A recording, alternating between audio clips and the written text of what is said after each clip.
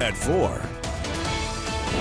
We begin tonight with severe weather coverage as we continue to monitor the status of multiple shelters in our area, along with more potential snow across southern Oregon and northern California.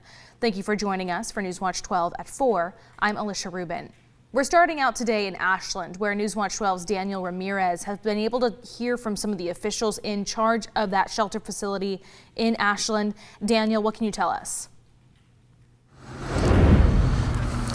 Yeah, Alicia, the facility behind us here in Ashland won't be opening up again until 7:30. But when we arrived here earlier today, dozens were waking up, and just to be able to have that warmth, to be able to get away from the elements, especially here in Ashland, they were able to receive several inches of snow overnight. You'll be able to hear more about that with Stormwatch 12 Chief Meteorologist Maud Halfman.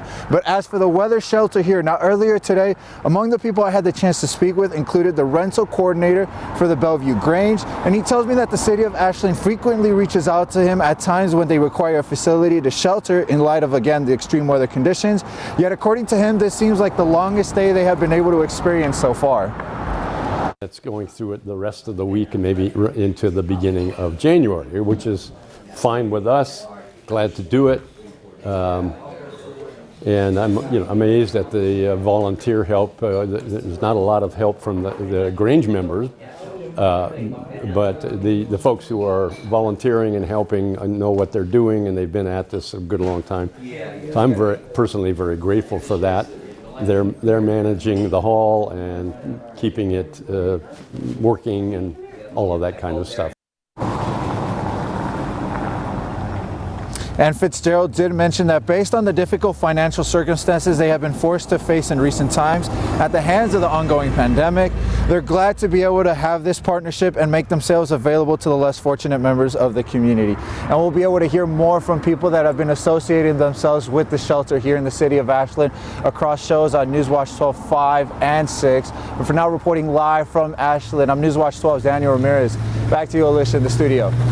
All right, thank you, Daniel. Try to stay warm out there. That snow in Ashland is something else. Well, Acting City Manager Kelly Matting has extended the severe weather event declaration for Medford.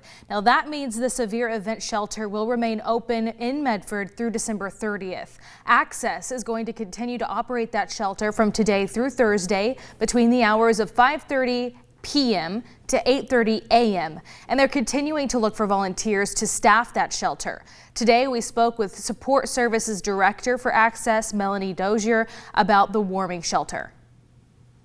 We have been able to meet the need with the support that we have of the community up until this point, but we definitely are still in need of ensuring that our pool of volunteers is deep so we can continue to meet the need when the severe weather events are called.